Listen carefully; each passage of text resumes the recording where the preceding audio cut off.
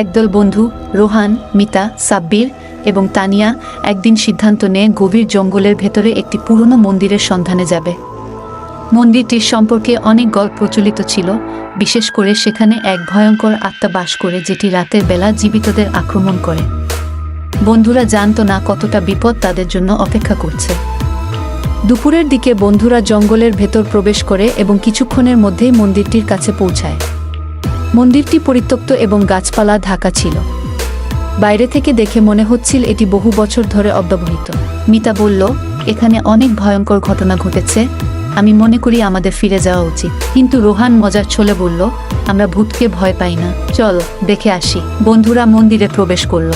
ভেতরে ঢোকার সঙ্গে সঙ্গে তাদের মনে হলো যেন চারপাশে অন্ধকারের ঘনঘটা ছড়িয়ে পড়েছে। হঠাৎ করেই তানিয়া অদ্ভুত শব্দ শুনতে পেল, যেন কেউ তাদের পেছন থেকে হাঁটছে। সবাই থেমে গেল, কিন্তু পেছনে তাকিয়ে কেউ কিছু দেখতে পেল না। তারা আবার চলা শুরু করলো, কিন্তু শব্দগুলোও চলতে লাগলো।